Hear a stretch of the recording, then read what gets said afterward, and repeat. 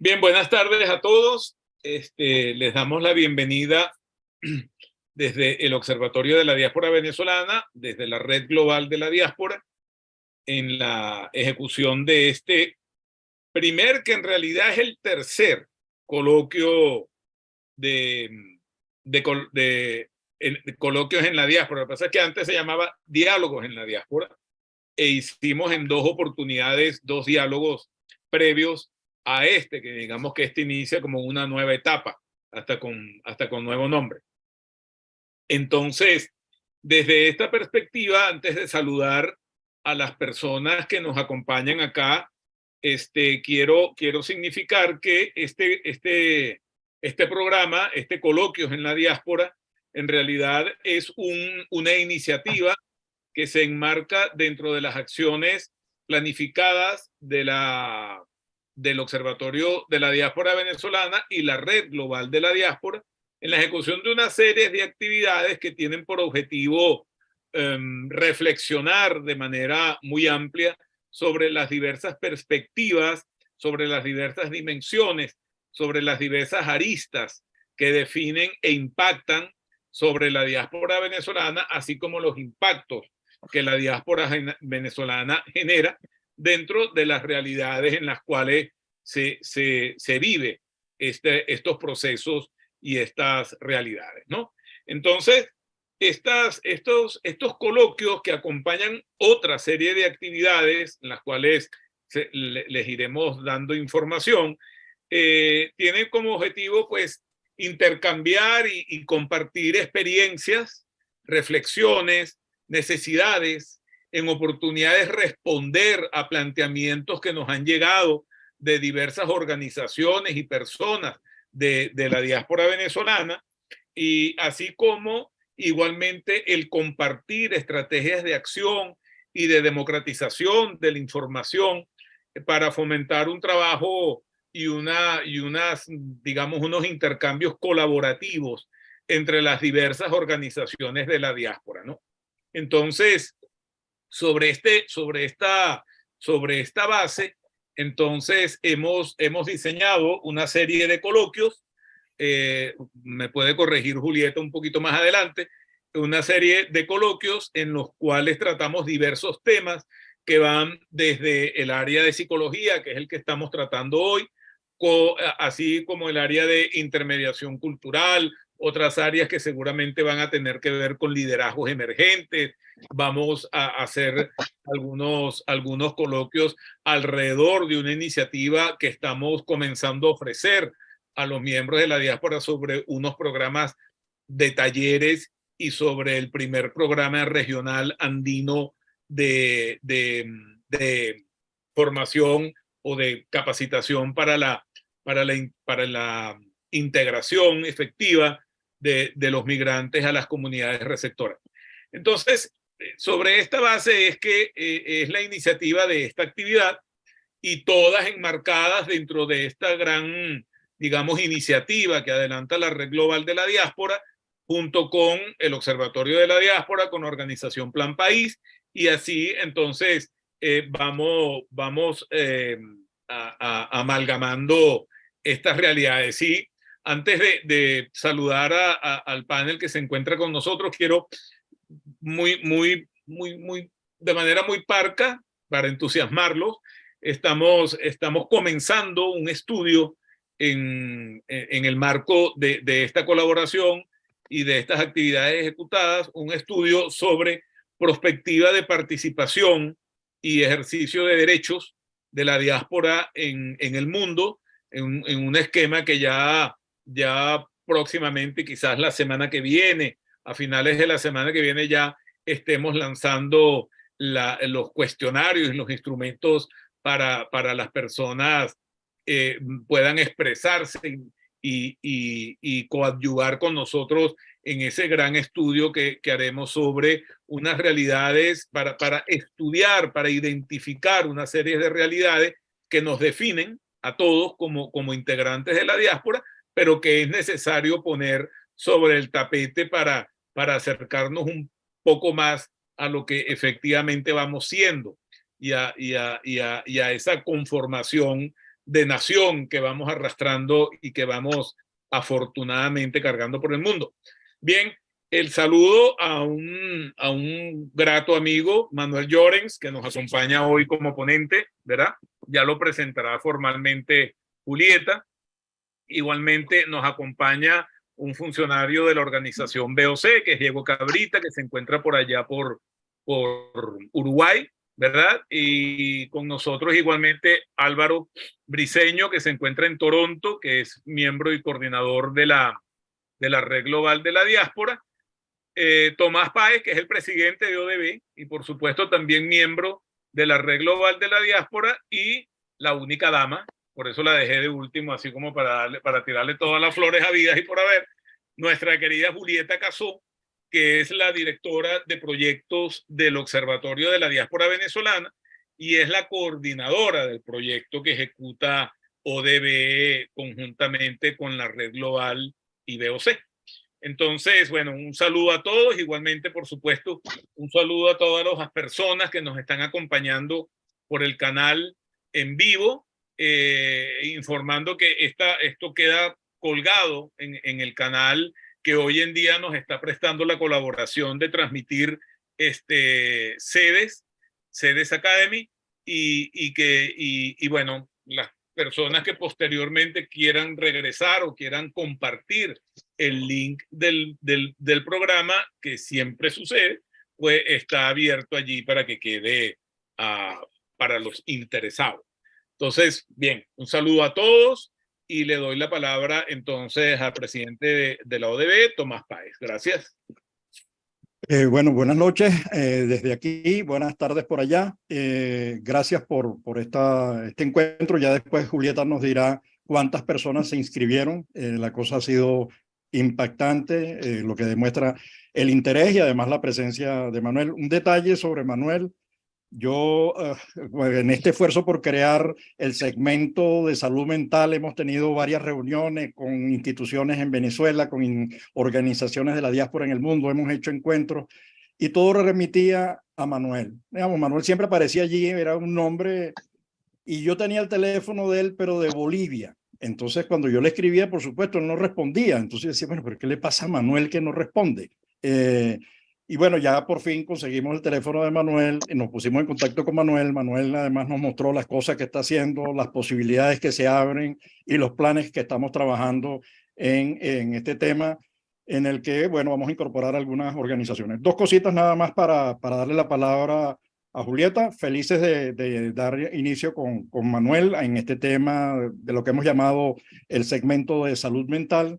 Los datos de la OIN ya se modificaron, se están aproximando a los datos del observatorio. Los datos de la OIN colocan la diáspora en 7.800.000, ya es el último informe. Pero los datos de Panamá son impresionantes. Por el Darién han pasado en estos 8 meses 320.000 personas y de ellos el 52% son venezolanos. Y pasar por el Darién no es cosa sencilla, es una cosa, además con niños, el 20% de los que han pasado por allí son niños, muchos de ellos menores de 10 años. Ese es el gran corredor, y el otro gran corredor es el mexicano, donde los venezolanos se suman a los colombianos, a los cubanos, a los hondureños, salvadoreños y guatemaltecos, creando una gran bomba de tiempo que termina en la frontera con Estados Unidos. El esfuerzo que estamos haciendo de caracterización de las organizaciones y el impacto que esto puede tener para apoyar, digo, este esfuerzo de Manuel y de los que trabajan con Manuel y que trabajan en el área de Manuel, yo creo que puede ser muy importante para el trabajo que estamos haciendo con todas las organizaciones de la diáspora en el mundo y para todas las organizaciones. Estamos hablando de más de 1.300. Lo dejo a este equipo, que creo que quien ha llevado así como los que han llevado, que son Alejandro y Julieta, el detalle de la presentación. Así que, por favor, Julieta, te cedo la palabra. Hola, gracias, profe. Bueno, gracias a todos, gracias a Manuel.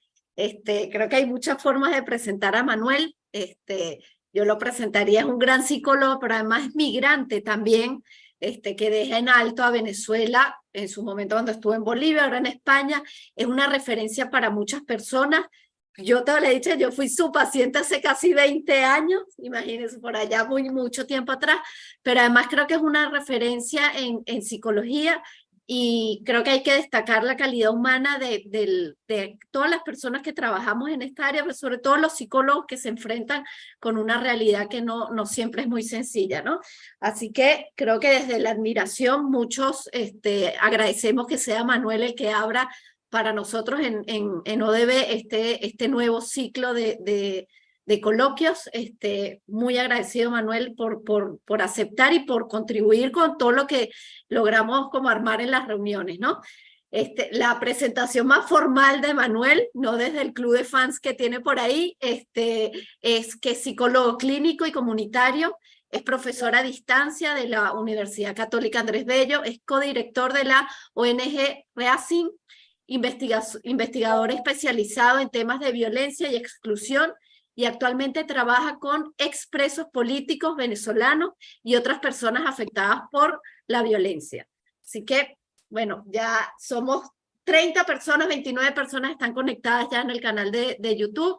Creo que va a ser una jornada súper interesante. De nuevo, gracias, Manu, por estar aquí con nosotros, por el apoyo. Y nada, te toca a ti, tú eres el protagonista, nuestro rockstar.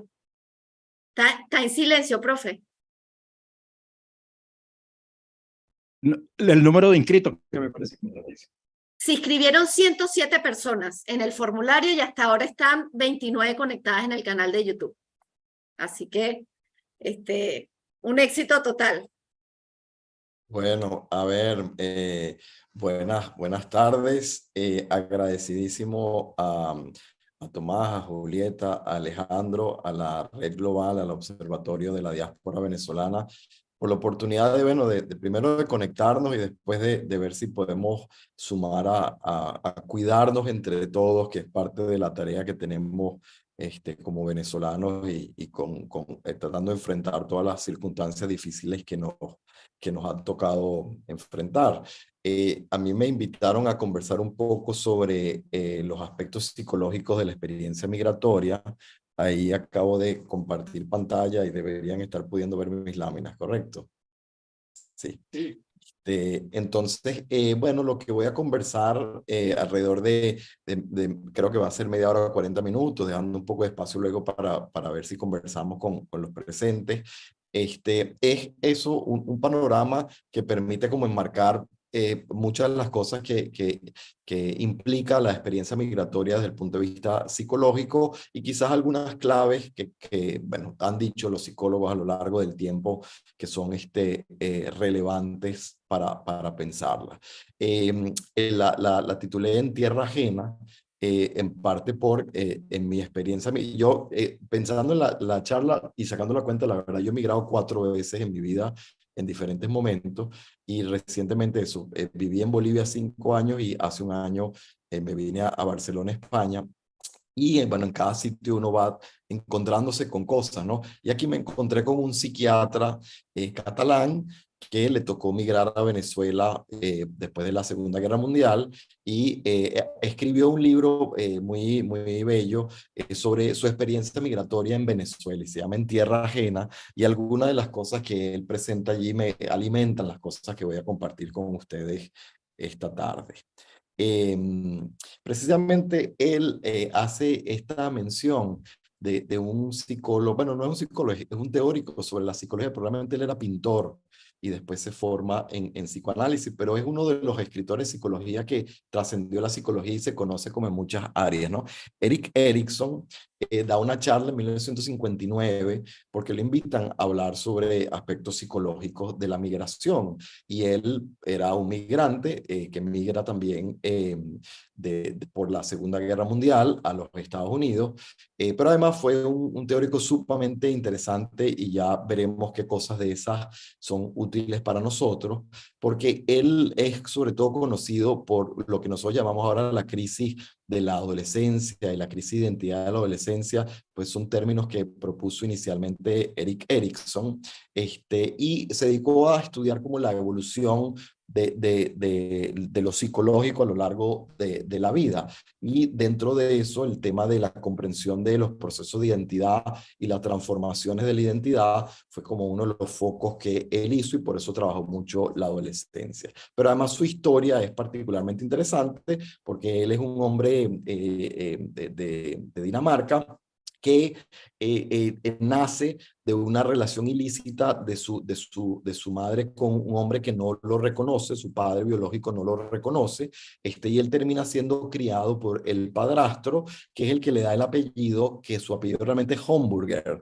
Él es criado por un padrastro judío, y su apellido es un apellido judío, crece en Alemania, se dedica primero a la pintura, poco perdido en el mundo, es analizado por Anna Freud y de ahí empieza a hacer una carrera en el psicoanálisis, pero cuando él migra a Estados Unidos, que es la parte como más interesante del cuento, él se cambia el apellido y él deja de llamarse Homburger y se inventa él su apellido. Erikson no fue su apellido de nacimiento, sino que él se inventa un apellido que significa hijo de mí mismo, un poco en este proceso de reinvención que implicó su migración. Y eso me parece sumamente interesante del personaje, pero después de algunas de las cosas que él va a plantear, que también implica el proceso migratorio.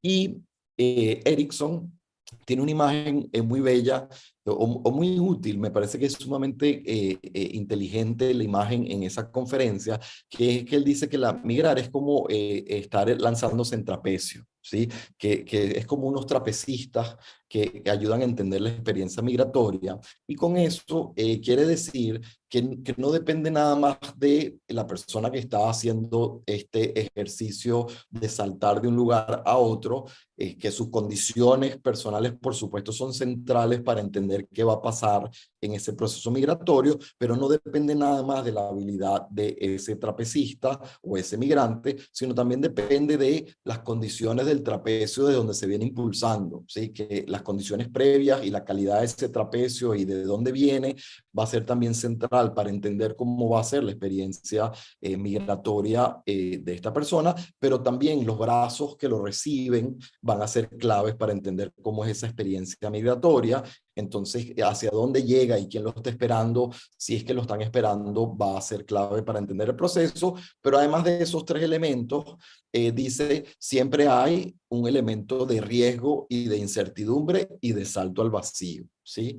Entonces, la imagen me parece muy completa para describir que es un proceso interactivo, que no estamos hablando de algo que podemos estudiar nada más estudiando al individuo migrante, sino lo entendemos en la interacción con estas condiciones que sin duda influyen en que ese proceso de migración sea de una manera u otra. Y dice además que me parece muy interesante, que se parece a la crisis de la adolescencia,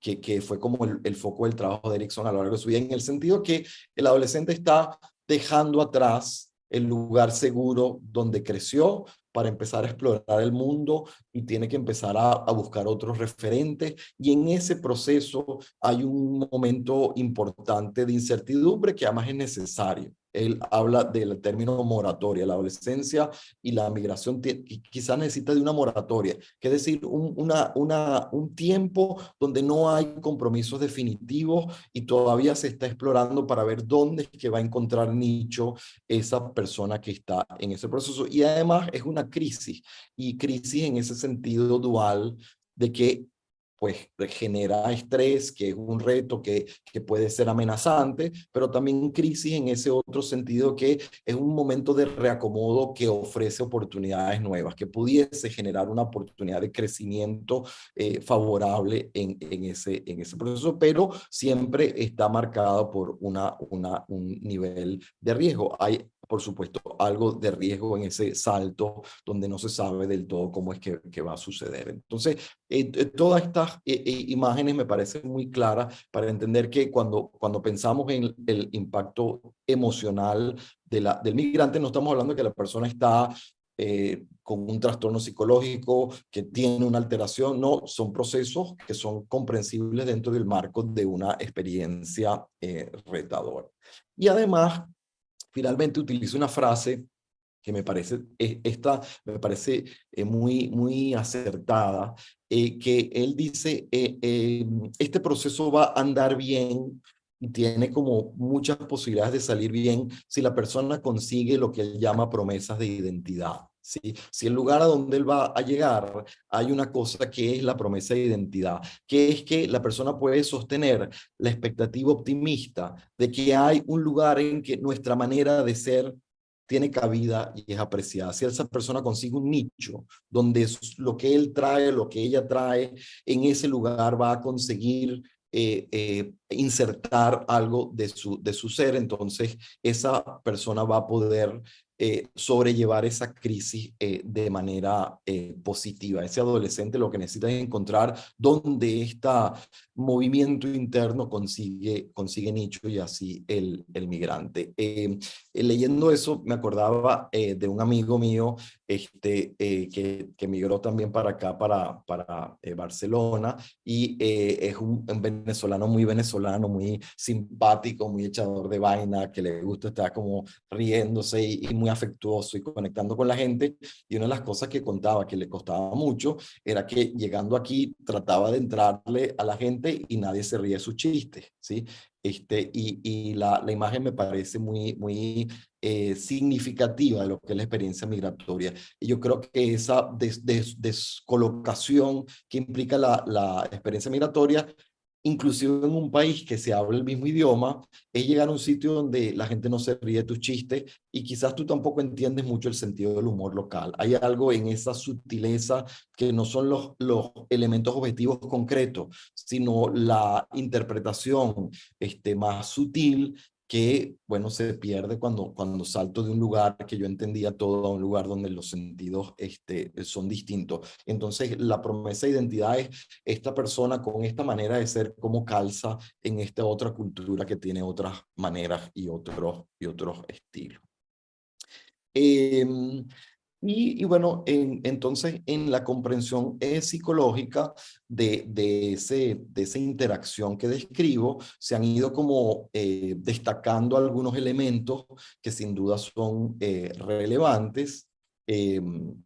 Esa dimensión inevitable de incertidumbre, por más planificado que haya podido ser el proceso migratorio en los que lo pudieron planificar, siempre va a haber una cuota de incertidumbre, por lo cual es una situación de reto, sin duda, de las habilidades y de las capacidades psicológicas de cada uno de los que emigran, y ahí se va a ver todo su funcionamiento exigido al máximo para poder resolver cada una de las preguntas nuevas que tiene el nuevo lugar donde tiene que llegar.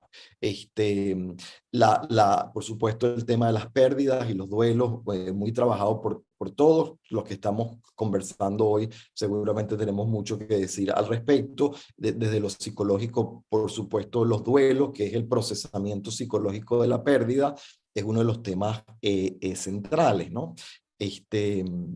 Esta foto que está allí es de un artista venezolano que se llama Cristóbal Ochoa, que le pidió a las personas que estaban saliendo de Maiquetía que tomaran una foto del piso, pues ya para nosotros como simbólico de la época que nos ha tocado vivir, de la obra de Cruz Diez con sus pies, y después hizo este mosaico que suma pues esta experiencia venezolana tan masiva de tener que salir del país, y de alguna manera esa marca que hemos compartido entre tantos de dejar atrás tantas cosas, ¿no? Por supuesto, las necesidades materiales y que son inminentes para la persona que migra, y la resolución o las opciones para resolver esas necesidades materiales va a ser un foco esencial e importantísimo del proceso migratorio, con unas variantes muy grandes según las condiciones materiales en que está la persona que migró. Es decir, la experiencia migratoria es muy distinta para aquel que se puede tomar la foto allí en el mosaico de Cruz 10 en Maiquetía, a las personas que están cruzando a pie, como comentaba Tomás Páez ahorita, el Darién, y que las necesidades son de manera dramática bastante distintas, y implica poder entender cuáles las condiciones de cada uno para poder ofrecer el apoyo necesario. Y por supuesto, además de las materiales, va a haber todas las necesidades afectivas que aparecen pues por los vínculos rotos y por las necesidades de ubicar un sitio donde hay conexión humana de nuevo, y hay conexión además de cuál es el sentido de mi lugar en el mundo a través del vínculo afectivo. La palabra clave, o una de las palabras claves inicial, tiene que ver con sentido. Es decir, la persona va a poder ir transitando el proceso complejo y todos esos procesos psicológicos intensos en la medida que va pudiendo ubicar cuál es el sentido de ese proceso en que está enmarcado. Esto es un proceso de búsqueda de progreso económico, esto es un proceso de búsqueda de seguridad que se perdió en el lugar de origen, esto es un proceso de ofrecerle oportunidades a los hijos, esto es un proceso de aventura. Cada quien lo va entendiendo en sus términos, y no hay un término correcto, pero el que va pudiendo entender el reto que le tocó y ve que tiene un sentido posible en su vida, va pudiendo canalizar lo que puede ser esa ebullición psicológica de una u otra forma, ¿no? Hago un poquito de énfasis más en el tema de las necesidades materiales, entendiendo que quizás aquí estamos conversando muchas personas que podrían no solo ser migrantes, sino también estar trabajando en programas para atención a migrantes. Yo creo que esto es una obviedad, y lo sabemos, pero sí es importante siempre como volverlo a recalcar. Por ejemplo, en Bolivia, que estuve 5 años, recibimos y trabajé junto a mi esposa con migrantes venezolanos, y muchas de las historias eran pues muy distintas de las historias que escuchamos ahora aquí en Barcelona. Precisamente por eso, muchas personas que llegaron hasta Bolivia haciendo toda la trayectoria a pie, con unas necesidades materiales muy fuertes. Y es importante siempre recordar la vulnerabilidad que puede implicar alguna dificultad en algún área, por ejemplo, de salud, económica, de edad, de discapacidad. Las vulnerabilidades suelen tener efectos multiplicativos. Eso significa que cuando yo tengo una categoría de riesgo, probablemente eso aumenta mi posibilidad de que tenga otros elementos de riesgo añadidos. Entonces empezamos a tener una persona con situación de pobreza, con una discapacidad, empezamos a tener una situación de vulnerabilidad muy inminente, y la posibilidad de ayudar a los migrantes que vienen arrastrando diferentes situaciones de vulnerabilidad implica poder pensar fuera a veces de la caja de la mirada psicológica, que estamos como muy entrenados a la intervención psicológica clásica de la conversación terapéutica paciente-terapeuta, y no imaginarnos que quizás necesitamos movernos de esos contextos y diseñarlas de otras maneras para poder llegar a personas que tienen otras necesidades inminentes antes de poder sentarse a procesar la experiencia emocional, aunque necesitan al mismo tiempo apoyo emocional. Y bueno, en cuanto a las pérdidas, que quizás el tema más trabajado desde los psicólogos, solo hacer un par de comentarios que me parecen interesantes. Por supuesto, la imagen de la mujer de Lot del Viejo Testamento es como muy revelador de la experiencia del migrante y lo que sucede en ocasiones con esos duelos. La mujer de Lot, como saben, le dicen se tiene que ir corriendo con su familia de Sodoma porque va a ser destruida, y ustedes se van a salvar solo si salen corriendo, pero no pueden voltear para atrás, tienen que caminar para adelante todo el rato sin voltear para atrás. Y la mujer de Lot, como todos nosotros, y como humanamente entendemos, no pudo con esa tarea y en medio de su ida apresurada de su tierra de origen, volteó para atrás y se quedó petrificada como una estatua de sal, ¿no? Que una imagen muy poderosa de esa experiencia de quedarnos anclados,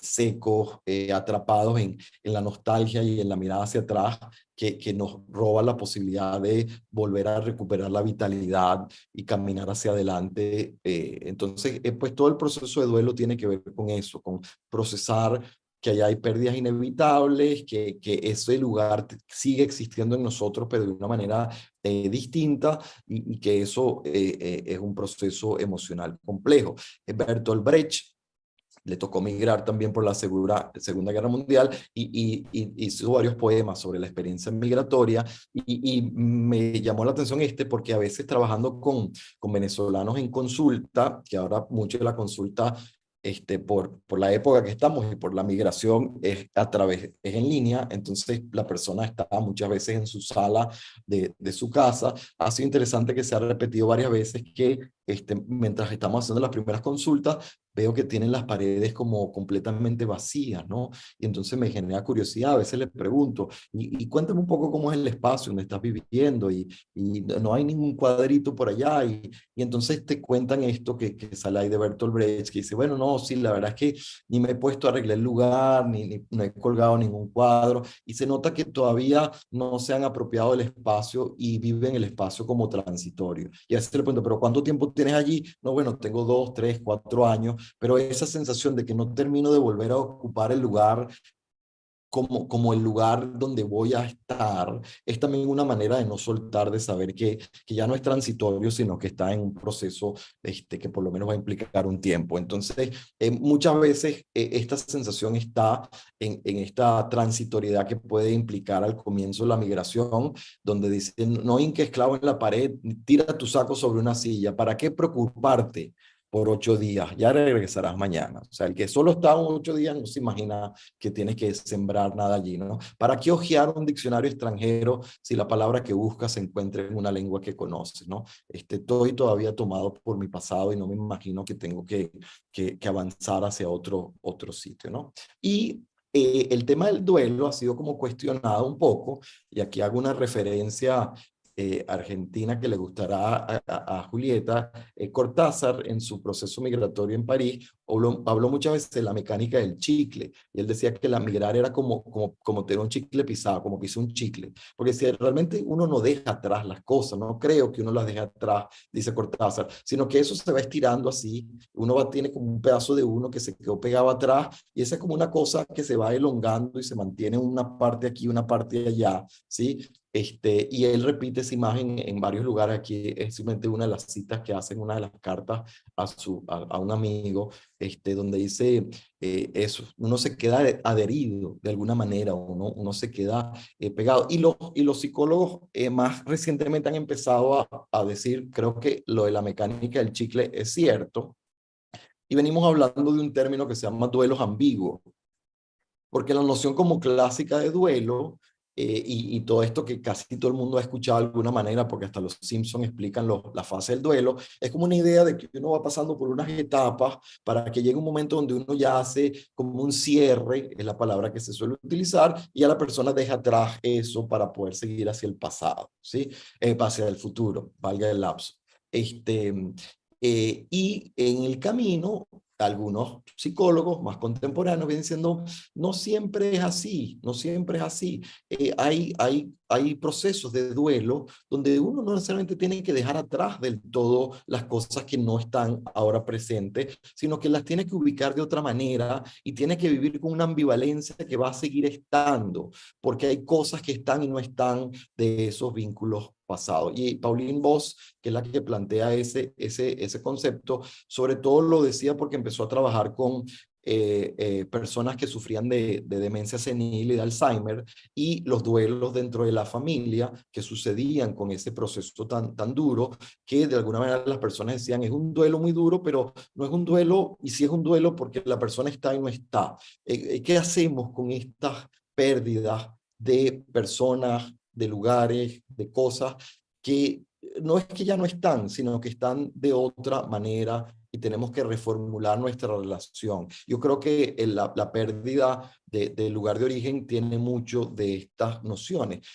No es un duelo donde uno ya un día ya no deja de pensar con nostalgia o ya no duele más nunca porque uno ya está tranquilo y se siente bien donde está, sino que aparece y reaparece y hay cierta ambivalencia, hay momentos donde se vive de una manera, otros momentos donde se vive de otro, y un poco lo que dice Pauline Boss, dice, eso no está mal, ahí no está pasando nada que no sea razonable. Hay que normalizar un poco que esa ambivalencia puede seguir existiendo y normalmente lo que tiene que suceder es que se reactualiza el vínculo. Es decir, ahora, ¿de qué se trata el vínculo que tengo con este lugar que está y no está? Que es un poco lo que estamos todos, porque si estamos en una red global de diáspora venezolano, es que estamos vinculados con lo venezolano y sentimos que de alguna manera algo de nuestra vida sigue siendo marcada y tiene sentido al lado de lo venezolano, aunque estemos vinculados a través de diferentes países en diferentes lugares. Entonces, ¿cómo se reactualiza ese vínculo? ¿Cómo le doy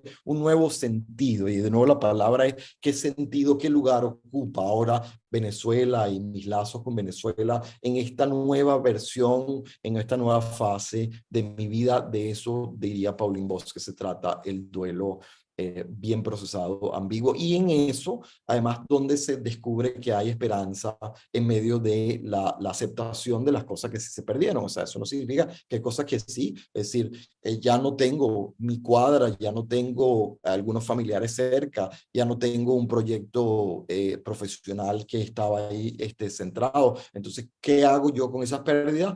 Redescubriendo esperanza en lo que sí todavía se mantiene. Yo creo que esa es una noción que no es útil para pensar. Y de alguna manera, bueno, vengo diciéndolo en algunos ejemplos, pero de nuevo hay cosas que condicionan el proceso. Los procesos son muy distintos, las personas lo viven de manera muy distinta. Y bueno, naturalmente, dependiendo de tu momento en el ciclo evolutivo, niño, adolescente, joven, adulto, el ciclo evolutivo marca muchas cosas distintas de ese proceso migratorio. Yo me voy con una red que me acompañe en ese proceso, o yo me voy solo, yo tengo una red que me acompaña al llegar o no, o llego muy solo al lugar. Ha sido muy interesante. La verdad que aquí me he reencontrado en España con mucha más gente de lo que había en Bolivia. Entonces ha sido muy curioso para mí y para mi familia ha sido como reencontrarnos con cosas de Venezuela de nuevo que ya no nos imaginamos tan presentes porque, bueno, porque hay una migración mucho más grande de venezolanos acá, ¿no? Y de nuevo el nivel socioeconómico y la dimensión material que mencionamos, y después está que hay unos que pueden preparar la migración y otros que no. Hay gente que salió teniendo que resguardar su vida corriendo, y entonces la experiencia migratoria es completamente distinta de aquel que ya tenía una oportunidad laboral en un lugar, y después los tiempos llegados que van siendo evolucionando mucho a lo largo del tiempo la vivencia, ¿no? Ahí está claro el chiste de Emilio Lovera, que no voy a contar porque no he hecho chistes, pero la diferencia entre el turista y el migrante, que creo que todos hemos escuchado. Bueno, claramente cómo es distinto esto si yo voy de turista para el sitio, como si voy a tener que quedarme al lugar, ¿no? Y bueno, mencionar quizás, este ha sido como uno de los marcos teóricos que más se ha utilizado en esta época, pensando en el duelo, y creo que es de utilidad. Es un autor español que habla del síndrome de Ulises, hace mucho énfasis en este tema de los duelos. Él habla de duelo migratorio como un tipo de duelo, pensando que son duelos múltiples, que son muchas las cosas que puede uno tener como duelo. Por ejemplo, seguro que hablamos entre todos y las experiencias son distintas. Toda la experiencia climática es toda una conversación de venezolanos en diferentes lugares y se ve de este lugar. Después las condiciones geográficas en Bolivia, en estar en un país que no tenía mar y que no es que no había playa, sino que además no te imaginabas que había una posibilidad de ir a la playa. Era un tema para nosotros, de sentir algo como claustrofóbico. los que tienen playa, los que no tienen playa, creo que es una conversación que aparece una y otra vez, ¿no? Y bueno, hemos mencionado los estresores, y una cosa que dice este autor, Achotegui, que es interesante, es que la expresión sintomatológica de estos procesos complejos puede ser muy variada, es decir, no va a aparecer de una manera similar en todos los casos. Hay las personas que se pueden deprimir, hay personas que lo que tienen es síntomas mucho más ansiosos, hay personas que no parecieran estar sintomáticas, pero de fondo lo que hay es un aplanamiento afectivo, y bueno, creo, sin entrar a describir lo que escribe Achotegui, que es amplio y vale la pena para aquellos que le interese, me parece que tiene como un marco bastante útil para pensar en eso, pero lo voy a contrastar con una autora, una psicoanalista que le escuché una conferencia hace no mucho, y ella hizo como un cuestionamiento de síndrome de Ulises, podría funcionar, pero podríamos pensarlo de otra manera. Y ella dice, podemos contrastar al síndrome de Ulises y el síndrome de Moisés. Y un poco decía, porque la imagen de Ulises es este hombre que está en un proceso pues muy largo de exploración y de aventura, pero que está buscando regresar y está buscando retornar. Y eso podría ser una imagen que funciona para muchos migrantes. Pero hay el otro que está atravesando 40 años el desierto para tratar de llegar a la tierra prometida y no está pretendiendo regresar. No tiene en su esquema la idea que va a regresar nunca, y son dos imágenes que tienen una variación importante. Yo creo que es así, que la gente lo vive de manera distinta.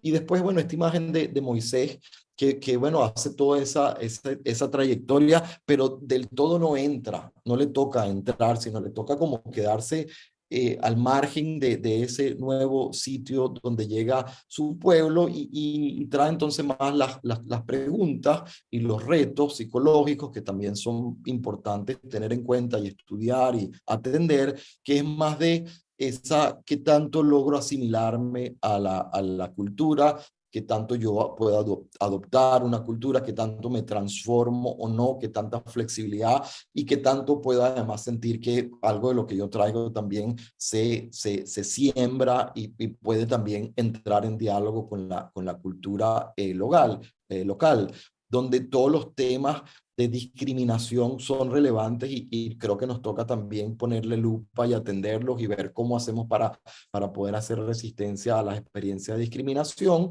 que ya no es del individuo, sino del contexto, pero que además es un tema que creo que sí nos toca no dejar de pensar y atender y ayudar a la gente a lidiar a veces con experiencias difíciles en ese sentido, donde aquí la palabra clave para mí es oportunidades. Es decir, creo que la intervención más contundente que uno puede desear como migrante y que uno puede ofrecer como el que ayuda a migrantes es que la persona pueda conseguir que hay oportunidades que le brinden dónde seguir desarrollando su persona y su proyecto de vida. Y las personas a veces no tienen resuelto todo su duelo, pero están muy entusiasmadas porque consiguieron una oportunidad, y eso es lo que los sostiene en ese proceso complejo, ¿sí?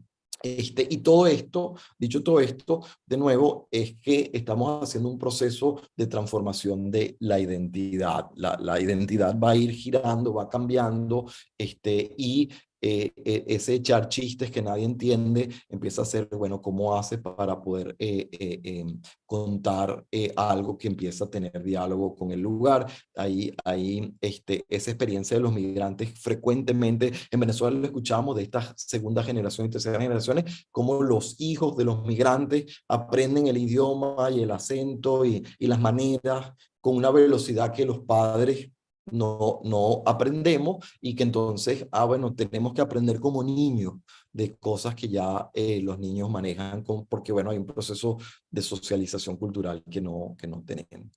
Y ahí voy a ir cerrando, ya me quedan un par de láminas, creo, un poco mencionando de nuevo que este es el libro del psiquiatra Josep Solanes, catalán, que se fue a Venezuela y vivió 40 años.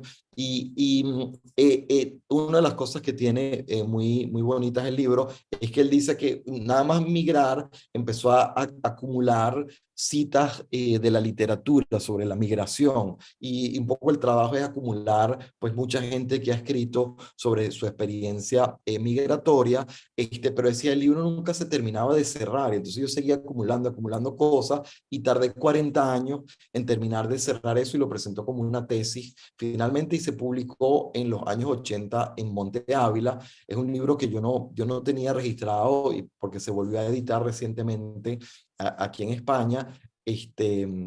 Y bueno, es muy hermoso cómo se nota que también trabajar en este tema para él y escribir sobre este tema era su propio proceso también de ver cómo él lidió con la experiencia de encontrarse con lo venezolano. Aquí tenía es que como yo tengo aquí se me olvidó, aquí tenía una botella de ron Santa Teresa, y no le dije por qué tengo una botella, pero es relevante la botella de ron Santa Teresa, porque en ese proceso cultural, pensando en Solanes, esa es una historia de uno de los curas de la Universidad Católica, muy querido, el padre Azagra, el padre Luis Azagra, que vino como cura joven a Venezuela hace muchos años, y él contaba que su experiencia de llegar a Venezuela era venir en barco y llegar a La Guaira en barco, y lo primero que vio cuando estaba llegando a ese puerto era una valla muy grande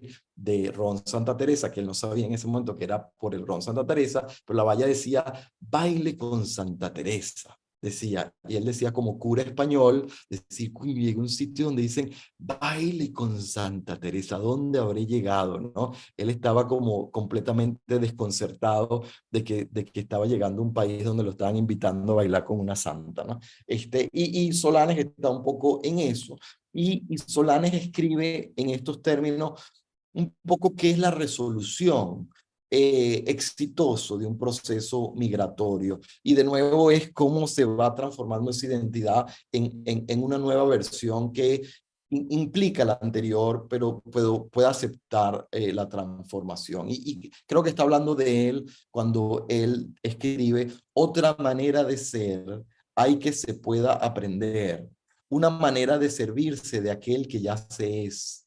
La proscripción lleva al proscrito a ser el mismo de distinto modo, ¿sí? Un poco, y él cita autores españoles y venezolanos continuamente, cita mucho a Eugenio Montejo, cita a Oliveros. Es muy interesante ver esa combinación de cosas de Solanes. Y finalmente esto, cada uno tiene que hacer solo en su soledad única lo que el género humano hizo en su soledad innumerable: tomar posesión del planeta, siendo unas veces huraño y nostálgico, otras risueño y osado, vencido y a la vez vencedor será de una naturaleza que únicamente se le rendirá cuando se identifique con ella y descubre en sí mismo el aliento que a ella empuja y transforma. Hasta que no entienda cuál es este aliento que empuja y transforma allí y se deje transformar también, pues está todavía en proceso. Y ahora sí, voy a cerrar con esta lámina. Si uno pregunta qué sería estar bien luego de un proceso migratorio, pues si nos regresamos a Freud, que le preguntaban, tú que eres tan pesimista y ves conflicto en todos lados, ¿qué es estar sano? Y Freud contestó, dijo, bueno, la manera más sencilla de decir qué es estar sano es poder amar y trabajar. Y yo creo que sigue siendo una fórmula bastante acertada. Si las personas en su proceso migratorio consiguen un sitio donde pueden seguir amando algo, alguien,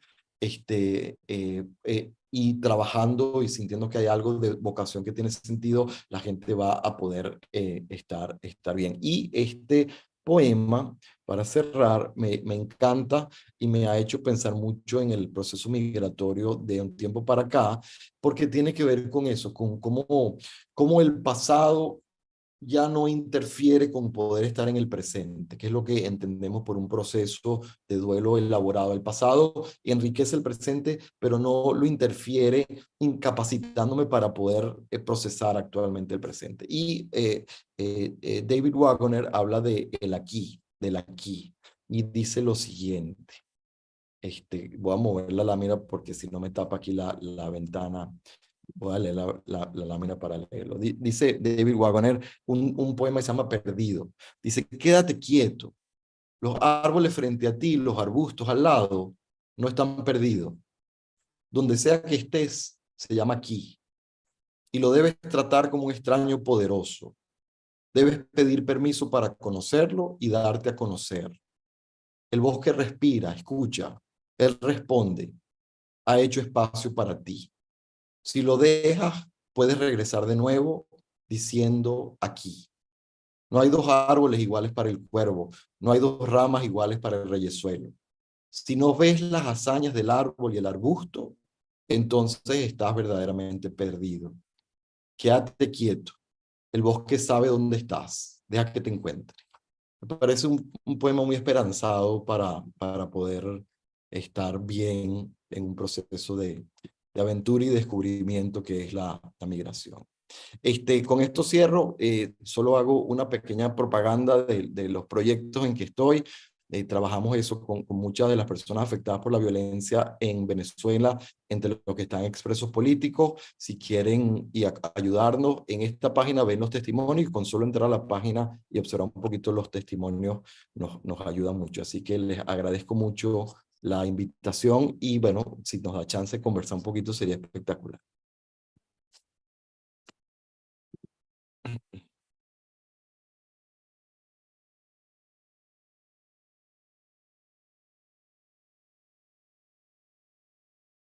Hola, voy a pedirle permiso a Julieta para leer algunos comentarios que nos llegaron, más comentarios que preguntas, sí, que voy a hacer para iniciar una discusión en donde todos, por supuesto, podemos participar, ¿verdad? Nos comentaba David Sucre que en la familia siempre los adolescentes mueven a todo el sistema familiar. Sin duda son acrobacias y danzas que deben acoplarse. Rosemary dice, ¿será posible que se nos brinde alguna ayuda sencilla para poder manejar la situación? Bueno, la situación tan compleja que no creo que exista una ayuda así como que de hecho tan sencilla. David Sucre dice, gracias Manuel, te abrazo fuerte desde Quito, me dejas pensando siempre que te escucho o leo. Reflexiono sobre las complejas y constantes formas del ser y estar, y eso complica la promesa. Rosemary nos dice, muchas veces al pertenecer a organizaciones de ayuda humanitaria, se reciben casos donde los migrantes exigen ayuda o mienten. En algunos casos se puede identificar, pero en otros no. Rebe Molina dice, hablando de migrantes y duelo migratorio, lo que más me duele es saber que lo que puedo enviar a Venezuela, a mi familia, no les da una verdadera calidad de vida. Me permito expresar esto, pues me entienden. Bueno, y saludo desde algunas partes de Chile, de Ecuador, de Perú, de acá de Miami, etc. Y quizás un punto que comentábamos el sábado. El sábado teníamos una reunión, la amiga Cristabel, colega de acá del observatorio, con una colega de allá de Chile, en el norte, bien al norte de Chile, Iquique, creo que se llama la población, donde la preocupa, y la señora se quebró hablando con nosotros, Mariana Salzlender, y nos decía que una de las cosas que a ella más le preocupaba y sobre las cuales nos digamos, como que nos estimulaba, nos planteaba una necesidad, era el hecho de afrontar el tema de la xenofobia, que efectivamente ella afirma, yo lo he vivido en su propia experiencia, y decía que era necesario tratar el tema de la xenofobia como prepararse para o procesar esa realidad de la que uno pudo haber sido o puede ser objeto. Entonces, lo dejo por ahí. Bueno, yo no sé si, como no hay preguntas, yo voy a apoyar un poco para pensar en algunas cosas que tú dijiste, Manu, que me parecen súper interesantes. Nosotros, por ejemplo, desde el observatorio, tratamos de hacer mucho énfasis, no solo que la migración es el que emigra, sino también implica el que nos recibe y también el que se quedó, ¿no? Tú dijiste una frase que es los brazos que los reciben, ¿no?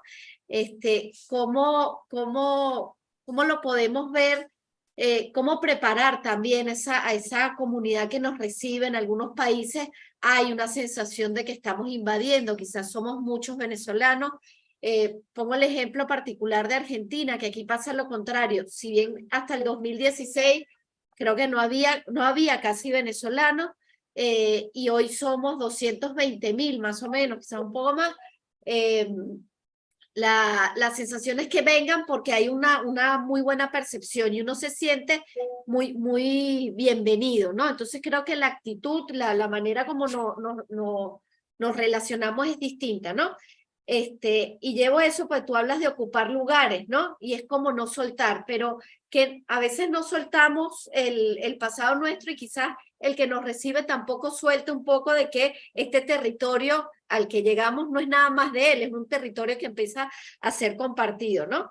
Y lo último, quizás para conseguir, yo sé uno no puede dar una vuelta, ¿no? Pero a veces con todo lo que tú decías, creo que a todos los que te estábamos escuchando nos pasaba, había cosas que tú decías, ay, aquí me pega, ¿no?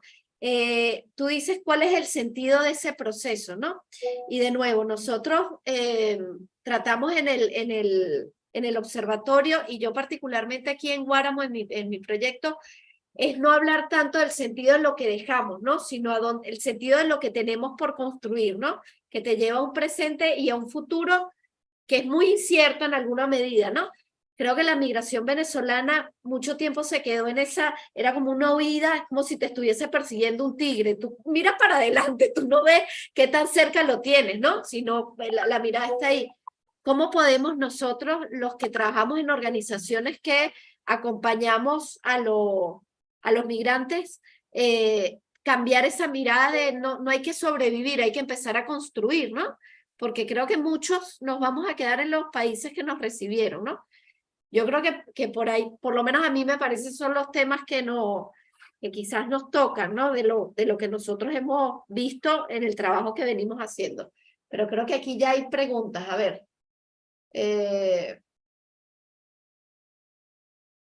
Dice Farida, dice, la mayoría de las personas podrán superar por sí mismos las situaciones estresantes. Algunos de ellos requerirán un acompañamiento psicosocial con personas que le apoyen a construir esa resiliencia. Alvin nos dice, muchas personas están trabajando en organizaciones para atender a la población migrante venezolana. Son los primeros conversadores de personas que huyen de Venezuela y muchas veces estos trabajadores diaspóricos no tienen herramientas psicológicas para hacer esa atención. ¿Quién cuida a los cuidadores? ¿Qué recomendaciones nos puedes dar? El apoyo psicosocial y primeros auxilios psicológicos son más accesibles a personas que han pasado por situaciones estresantes. Las personas que brindan apoyo psicosocial sin ser psicólogos. Eso es algo que también nosotros hablamos. Quizás muchos de los que estamos frente a organizaciones, y como dice Alvin, somos el primer contacto con ese migrante, no somos psicólogos, no son psicólogos. ¿Cómo podemos nosotros, en vista a todos los proyectos que tenemos pensados, brindar ese soporte para que ellos sean esa primera contención y que después puedan... y por último dice, ¿se puede canalizar un servicio especializado de psicólogos si detectan una necesidad de superar algún trastorno que afecte el desenvolvimiento de la persona?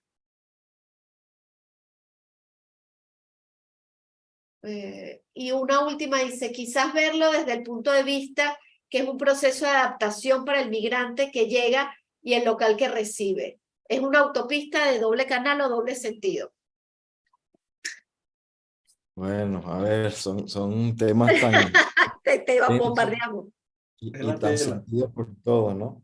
A ver, algunas cosas que me vienen a la mente y bueno, y si no vamos conversando y ustedes también dicen ahí lo que me llamó la atención. Quería así comentar sobre esta observación sobre las personas que llegan a alguno de estos ofertas de atención y mienten a los programas. yo creo que esos son como el tipo de ejemplos de sitios donde vale la pena no quedarse con la interacción de plana de entrada, sino como poder hurgar un poquito más. Porque creo que los programas a veces pierden de vista precisamente eso, las condiciones de precariedad tan grave en que está mucha de esta población y que entonces muchos son sobrevivientes. Y los sobrevivientes están tratando de sobrevivir como sea. Y si tú no tienes papeles, no tienes comida, no estás en el aire, pues tú vas a hacer lo que sea para ver si tú puedes acceder a alguno de las posibilidades de ayuda. Entonces, a veces la gente erradamente o no miente porque piensa que esa es la vía a poder tener acceso a alguno de los servicios. Yo no me quedaría en la indignación de la mentira, y puedo entender que alguien que está en la primera línea atendiendo personas, encontrándose que están de buena fe ayudando y se consigue a alguien le está mintiendo, le puede indignar mucho, pero yo no me quedaría en la indignación de la reacción inicial y trataría de abrir cada vez más espacios, decir, ¿por qué en este lugar tenemos ya varios casos de gente que nos miente? ¿Qué es lo que esta persona está pensando que tiene que decir para recibir qué dinámica? Y probablemente lo que conseguimos van a ser historias de gente que está sobreviviendo con mucha dificultad y que está, pues, yo trabajé muchos años en un momento dado en Caracas con niños que vivían en situación de calle y bueno, eran unos exquisitos mentirosos y te podían decir las cosas que tú querías escuchar para poder tener acceso a los programas que tenían para resolverlo inmediato. Normalmente son historias de mucha precariedad y sobrevivencia. El no poder ponerse en los zapatos del todo. O sea, si uno no ha vivido esos niveles de precariedad, es bien difícil a veces entender cómo la persona lo está viviendo, y entonces uno se puede tender a indignar un poco antes de comprender, ¿no? Por allí eso, porque de ese número grande de venezolanos que estamos fuera, oye, el número de los que salieron por la frontera a pie probablemente es el número mayor y es el donde más tenemos trabajo por hacer para ver cómo lo cuidamos, ¿no?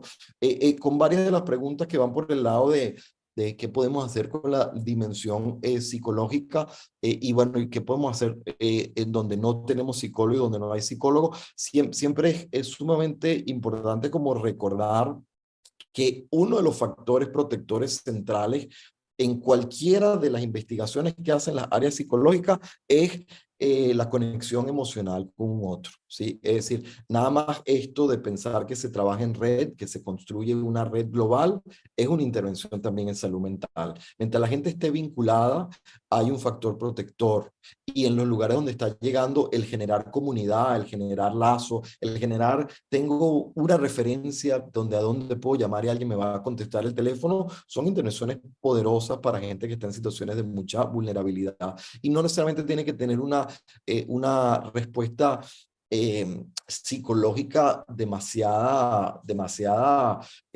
académica, sofisticada. La conexión de otro humano que está escuchando es ya importantísimo. Parte de lo difícil de la migración es que te puedes quedar muy aislado y que perdiste tus redes naturales. Entonces, todas las intervenciones que ustedes están desarrollando, que tienen que ver con vincular personas, y es más, el proceso de ustedes estar participando, como yo, estar participando, es un elemento que nos sana a nosotros mismos, pues que nos ayuda a mantenernos vinculados y que nos ayuda a dar sentido. Entonces, eso yo creo que es central. Tenemos que avanzar más en poder diseñar herramientas para no psicólogos, porque es una ilusión pensar que vamos a atender a 8 millones de personas con un psicoterapeuta, pues tendríamos que tener 1 millón de psicólogos y no los tenemos, y no tenemos los recursos económicos también. Tenemos que generar psicoeducación, tenemos que ayudar a seguir fortaleciendo las redes de referencia que existen. Ustedes seguro tienen algunos lazos ya. En Venezuela hay unas redes de gente que está ofreciendo psicoterapia a bajos costos con mucho esfuerzo, y ha sido muy importante en tiempos de mucha dificultad. Afuera creo que se llama Psicodiáspora, justo un grupo que está como en eso, pero hay varios de redes que son interesantes. La verdad que quizás debía haber como hecho un listado para poder, porque esa pregunta era de imaginar que podía aparecer, pero podemos pensar en cómo se le hace llegar a las personas los contactos que existen de la gente que está trabajando, ¿no? Y sí, en las personas que están trabajando en todos los temas de migración, yo creo que los programas deberían incluir siempre objetivos de autocuidado, es decir, igual yo trabajo mucho en temas de violencia, en programas de violencia, cuando trabajamos con gente que está en diferentes áreas de violencia, no solo en la parte de salud mental, los programas tienen que tener, bueno, yo estoy aquí para atender personas que viven situaciones de violencia intrafamiliar, por decir algo, cualquier cosa. Todos los objetivos que tú tengas, pues proteger, ofrecer apoyo, acompañamiento psicológico, ayudar a resolver situaciones de urgencia. Dentro de los objetivos siempre tiene que estar asegurar la salud y el bienestar de aquellos que trabajan en el programa. Es decir, no puede ser como una coletilla, tiene que ser como uno de los objetivos incluidos, para que tengan dentro del diseño ya pensado cuáles son las estrategias de autocuidado que estábamos incluyendo en nuestro accionar. Y eso pueden ser cosas muy sencillas como también de nuevo tener una intervención muy sencilla psicoeducativa. ¿Cuáles son las cosas que yo tengo que estar como muy pendiente?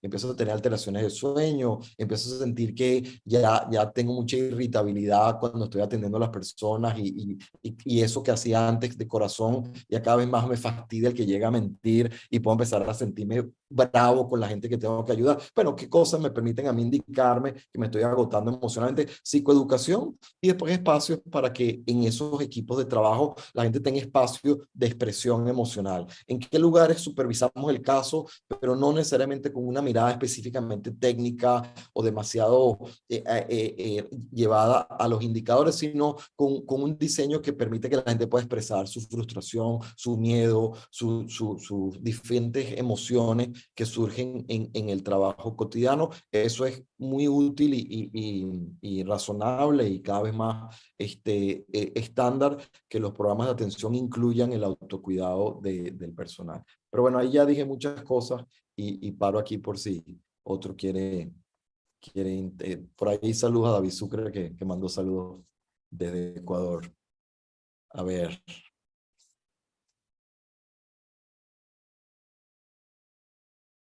Tomás, ¿algún comentario? Estás muteado. No, que las reuniones que hemos sostenido con las organizaciones de la diáspora que trabajan en el tema y las últimas que le hemos dedicado con Manuel, nos están abriendo un mundo de trabajo en este terreno impresionante, ¿no? Yo creo que Julieta señaló un tema que me parece de mucho interés. Nosotros tenemos más de 1 millón, casi 2 millones de niños y jóvenes dejados atrás en Venezuela. Y además tenemos un montón de personas mayores. Y es necesario, y ahí no hay atención. Entonces, pensar en los dos frentes, digamos, pensar en la nueva geografía, tiene sentido, que es por donde tú arrancas tu presentación. Bueno, ya hemos conversado de eso. Yo creo que es difícil agotar aquí todos los temas, pero es un poco la sensación de dejar la agenda hecha para lo que viene, el trabajo con este segmento de salud mental, en el que algunos de los participantes que han hecho preguntas también han dicho cosas como parte de ese segmento. Así que, Manuel, yo nada más agradecerte. De verdad que yo salgo con muchas interrogantes, con muchas preguntas y también entusiasmado con las oportunidades que señalabas en algún momento, todas las posibilidades que esto abre para hacer un trabajo. Bueno, ahorita que estamos haciendo un trabajo con las organizaciones, nos dice que qué interesante sería tener no solamente las redes de mentoría en las que estamos pensando, sino también las redes vinculadas a los psicólogos. Es decir, que tú dices, bueno, no voy a tener tantos psicólogos como para atender a 8,5 millones de personas, que es nuestro número, el dato del observatorio, sino por lo menos atender a las organizaciones, darle herramientas que permitan trabajar en ese tema, ¿no? Me robo un minuto. En el programa que estamos trabajando con la OIN en el asunto del emprendimiento, impulsando, uno de los temas es el apoyo psicosocial al emprendedor, como una dimensión clarísima. Yo creo que ahí hay segmentos y estrategias con las que podemos trabajar de manera conjunta desde la red? Yo quería hacer un comentario, si me permiten. Definitivamente no sé hasta qué punto todos los migrantes o los que hemos pasado por esa realidad, de una u otra manera tenemos algo así como un mínimo común denominador, independientemente del origen y de la evolución del proceso. Pero a lo largo de tu exposición, Manuel, mira, yo me fui como que ubicando en cada uno de los condicionantes a los cuales tú te referías, ¿no? Que iban desde la desesperanza hasta la esperanza, de la negación a la aceptación, de la ocupación al sentirse ajeno. Y ese tema del reconocimiento de la naturaleza y esa visión de un nuevo clima, en realidad, definitivamente impacta sobre toda el transcurso, porque definitivamente es un hilo conductor sobre el cual se encarama la vida, y vaya a saber usted a dónde va a parar, que sabemos a dónde va a parar, pero ¿de qué manera? Ese sería el punto. Entonces, bueno, de verdad que muchísimas gracias por la intervención. No sé si Álvaro de la Red Global quiere hacer algún comentario, por favor. Sí, bueno, gracias. En principio, fabuloso, Manuel, lo que nos has traído. Está lleno de imágenes. Esa, por ejemplo, la del trapecista que se lanza y espera que alguien lo agarre, o agarrar la barra del otro lado, que bueno, que está en otro idioma, que posiblemente está congelada, etcétera. Fabuloso, ¿no? También, sin ninguna duda, la de Cortázar del chicle, pues, ¿no? Con ese chicle que nos deja pegado y que no nos deja avanzar, al menos con esa parte del pie, pues, ¿no? Yo quiero rescatar de lo que tú mencionas varios puntos, aparte de estas imágenes fabulosas, ¿no? Una es la idea de proceso, que tú insistes en la idea de proceso, ¿ok? ¿Por qué? Porque es que nosotros, o la gente, antes de migrar, tiene que prepararse para la migración. Pero no solamente prepararse con lo que va a llevar en el morral, sino también prepararse psicológicamente para la separación, para la cantidad de retos que vienen por delante. Y así en cada fase. En cada fase de la migración, desde pensar en migrar hasta prepararse y ejecutarla, y luego llegar, y luego instalarse, ahí se requieren diversas herramientas, y son diversas situaciones que son todas demandantes desde el punto de vista emocional, psicológico. Dentro de ese punto de proceso y la necesidad de ir ayudando, digamos, a los migrantes en cada fase del proceso, nos encontramos con algo que se ha mencionado hoy varias veces y que quiero rescatar, porque además fue una conversación que tuvimos con unas organizaciones de apoyo, y también con Julieta hoy mismo. Y se trata de que si alguien necesita ayuda, son la cantidad de organizaciones de la migración, de la diáspora venezolana, que están haciendo frente solitas a migrantes que están, como decías tú, en situación posiblemente desesperada. En algunos casos son capaces no solamente de mentir, sino de verdaderamente inventar un mundo nuevo a ellos, ¿verdad?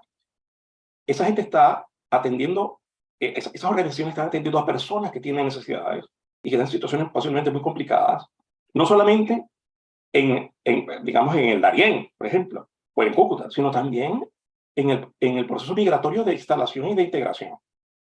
Como decías tú, en cada fase del proceso. Yo creo que es para nosotros prioritario, como Red Global de la Diáspora de Venezuela, que nosotros ayudemos a fortalecer a las organizaciones de la diáspora que están atendiendo entonces a migrantes. Por dos razones. Uno, para ayudar mejor a los migrantes, haciendo esas cosas, como tú lo señalabas de una manera excelente. No lo había escuchado. Que es que la primera atención psicológica es conectarse con la persona. Escucharla, ¿ok? Quizás con sus gritos o con su situación, pero escucharla. Para poder hacerlo necesitan adiestramiento. Pero no solamente para tratarla mejor, sino para evitar también el burnout. Evitar que las personas que están dando asistencia se nos destrocen, porque efectivamente, con 4 casos que tú recibas en el día, se te acabó la semana y yo no puedes ni dormir. Entonces, esa para mí es una necesidad perentoria, ¿ok? De que nosotros desarrollemos un programa de ayuda a esas organizaciones que son además de diverso tipo. Algunas no necesitarán ayuda y tendrán ya su programa de asistencia psicológica interna, pero otras, que son la mayoría, me temo que sí necesitan tremenda ayuda. Y luego lo otro yo siento que quiero también rescatar es algo que tú mencionabas muy bien, Hilado, y es, digamos, desde el punto de vista sobre todo de nosotros, los que estamos ayudando a la diáspora, los que tenemos esa vocación o ese mandato, hay, digamos, como ciertas contradicciones que tú señalabas con una frase muy buena en el Myth of Closure, que era que tenemos que normalizar la ambivalencia. Yo lo veo tan fundamental, porque sobre todo, observen esto, y esto es aparte de lo que ha sido la historia de la red global. La red global está ayudando en 2 procesos que son como contradictorios. Uno es que muchos de nosotros y muchos de los migrantes han decidido quedarse en los sitios y necesitan, aún por su salud mental y la salud de su familia, etcétera, necesitan integrarse, ¿ok? Pero también al integrarse, muy probablemente se está bajando la probabilidad de que ellos vuelvan, ¿ok? Y entonces ahí hay, digamos, como una cierta contradicción que nosotros tenemos que saber manejar. Pero aparte de eso está en que también nosotros tenemos que ayudar a la gente que está sufriendo el síndrome de Ulises. De manera que es por una parte favorecer a Moisés, pero también por el otro lado entender a Ulises y dar asistencia, a promover que haya asistencia a la gente que bueno, que en millones de personas necesitamos apoyo porque el tema de Ulises es verdaderamente, lo vivimos en todas las casas, pues, ¿no? En todas las partes donde estamos los migrantes. Cierro agradeciéndote, de verdad, si puedes hacer alguna referencia a lo que he mencionado, lo agradecería, pero siento que ha sido formidable el escucharte y bueno, lo que espero es que te integres de alguna manera al equipo nuestro de Cluster de Salud Mental. ¿Ok? Gracias. No, encantado por poder colaborar y ver qué podemos seguir haciendo por construir algunas propuestas. Me parece espectacular el poder conocerlos, algunos ya conocía, pero pues chévere, buenísimo. Sí, o sea, simplemente suscribo lo que estabas diciendo, que el poder atender a las redes, hacer una red de las organizaciones que están entrando es interesante. Además, la cantidad de iniciativas que están sucediendo de venezolanos en diferentes lugares. Por ejemplo, Bolivia, que es un sitio donde hay menos población venezolana, pero igual algunas iniciativas de venezolanos recibiendo a venezolanos que eran realmente conmovedoras y que vale la pena fortalecer y apoyar en el lado de salud mental. Sí creo que es una intervención valiosa. Y después, sí, o sea, que interesante que lo veas que calza para pensar en las intervenciones. Me parece que sí, que tiene sentido que la ambivalencia de que podemos estar trabajando a veces en direcciones que pueden ser contradictorias y que eso podría no ser una cosa mala, sino que es parte de la complejidad del fenómeno que tenemos que poder lograr atender con ese grado de complejidad. Sí, me suena razonable. Bueno, Manu, mil gracias por además la hora hasta que te tenemos acá hablando. Ha sido, creo que para todos, increíble el aporte. Queda la sensación de que fue poquito tiempo, pero bueno, eso hace que tengamos ya planificado otras cosas. A los que hay gente que ha hecho todavía comentarios, nosotros vamos a compartir después el link del video de YouTube para la gente que se inscribió, los que no pudieron estar. Y bueno, mil gracias, te seguimos contactando y seguimos viendo qué podemos hacer a todos los que nos apoyaron, la Red Global, Víctimas del Comunismo, nosotros como observatorio y todos los participantes, mil gracias, y a ti en especial, Manu, por el tiempo y la amabilidad de tu charla. Gracias a ti, gracias a ustedes. Encantado. Saludos. Nos vemos pronto. Gracias. Chao a todos, saludos.